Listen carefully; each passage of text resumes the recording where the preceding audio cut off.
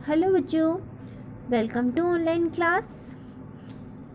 हम आज से अपनी कक्षा शुरू कर रहे हैं। कक्षा 7th रुचि का भाग 2 संस्कृत सब्जेक्ट की क्लास है आपकी। ये पाठ 1 को हम समझेंगे, जो कि है आपका सुभाषितानी प्रथम पाठ सुभाषितानी।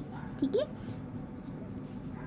सुभाषितानी प्रथम पाठ सुभाषितानी का अर्थ होता है सुभाषितानी यानी श्रेष्ठ वचन, यानी अच्छे वचन। इसमें आपको अच्छे इन श्लोकों के द्वारा जो है अच्छे ज्ञानवर्धक वचन बताए गए हैं, ज्ञानवर्धक बातें बताई जा रही है। ठीक है, तो इस पाठ में आपको ये 6 श्लोक दे रखे हैं। हम धीरे धीरे इन श्लोकों को पढ़ेंगे और मैं इनको समझाऊंगी भी सही। आप इसे पढ़ने की भी कोशिश करिएगा, ठीक है, और इन श्लोकों को याद भी करिएगा। सुभाषितानी के श्लोक ज्ञानवर्धक श्लोक होते हैं, इसलिए हमें इन्हें याद भी करना है। तो हम फर्स्ट श्लोक पढ़ते हैं, आप ध्यान से सुनिए। पृथिव्यां त्रीणि रत्नानि जलमंत्रम सुभाषितम। इस लाइन को मैं फिर से पढ़ रही हूँ।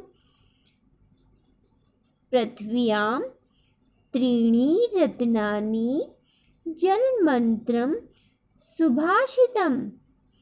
नेक्स्ट लाइन है आपकी, मुंडेह पाषाणखंडेषु रत्न संज्ञा विद्यते। ठीक है, अब मैं इन श्लोक को, इस फर्स्ट श्लोक को मैं आपको फिर से पूरा लय के साथ पढ़कर बताती हूँ, आप ध्यान दीजिएगा। पृथिव्यां त्रीणि रत्नानि जलमंत्रम सुभाषितम मुंडेह पाषाणखंडेषु रत्न संज्ञा विद्यते। ठीक है, ये आपका फर्स्ट श्लोक है। अब मैं आपको इसका अर्थ बताती हूँ। पृथ्व्याम, पृथ्व्याम यानी पृथ्वी पर, त्रीणि यानी 3, रत्नानि यानी रत्न, अमूल्य जो रत्न होते हैं उसके बारे में कहा गया है। जलम यानी जल, पानी। सुभाषितम, सुभाषितम यानी सुंदर वचन या श्रेष्ठ वचन। मुंडे का अर्थ होता है मूर्ख लोगों के द्वारा। पाषाण खंडेशु का अर्थ है पत्थरों के टुकड़े, है ना। संज्ञा यानी नाम है, संज्ञा यानी नाम होता है। तो ये आपके इसके अर्थ है। अब मैं इसका पूरा अर्थ बताती हूँ। यानी पृथ्वी पर जो 3 रत्न होते हैं, पृथ्वी पर 3 रत्न हैं, वे हैं जल यानी पानी, अन्न और सुंदर वचन यानी सुंदर शब्द, सुंदर वचन। इन 3 रत्न के बारे में बताया जा रहा है। लेकिन जो मूर्ख लोग होते हैं वे पत्थर के टुकड़े को रत्न की संज्ञा देते हैं, यानी रत्न का नाम देते हैं, जैसे कि हीरा, पन्ना, है ना। उन पत्थरों के टुकड़े के बारे में बताया जा रहा है कि मूर्ख व्यक्ति जो होता है वह पत्थर के टुकड़ों को रत्न की संज्ञा देता है। अर्थात इसमें कहा जा रहा है कि पृथ्वी पर 3 रत्न हैं, जल, अन्न और सुंदर वचन। लेकिन जो मूर्ख लोग हैं वह पत्थर के टुकड़े का नाम रत्न रख देते हैं। ठीक है, यह आपका फर्स्ट श्लोक है। सेकंड श्लोक पढ़कर बताती हूँ मैं आपको।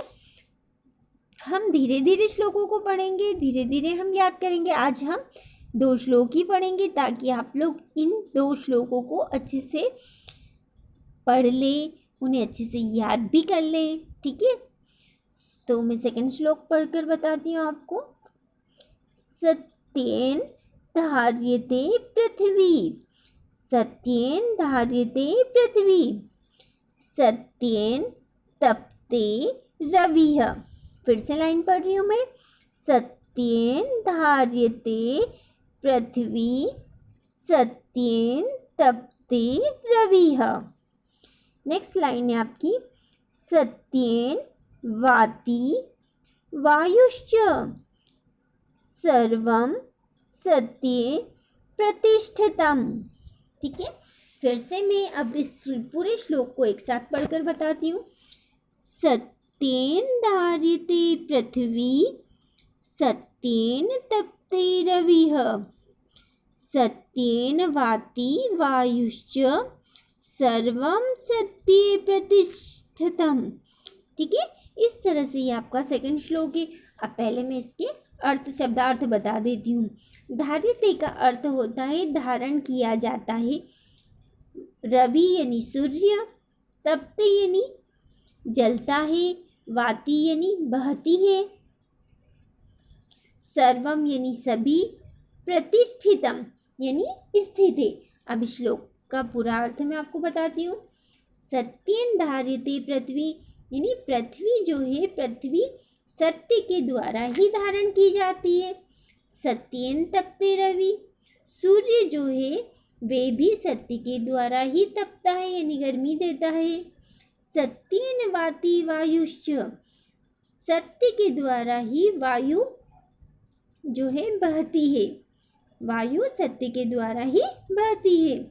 सर्वम सत्ये प्रतिष्ठितम यानी सभी दूर, सभी यानी पूरे संसार में सत्य ही स्थित है, यानी जहाँ सत्य है वहाँ पूरा संसार है, पूरा दुनिया जो है सत्य पर ही टिकी हुई है।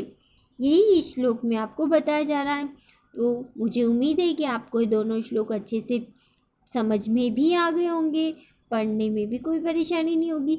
इसलिए इन श्लोकों को आप अच्छे से पढ़िएगा और दोनों श्लोकों को अच्छे से याद भी कर लीजिएगा। ओके, हम आगे के श्लोक अगली वीडियो में समझेंगे।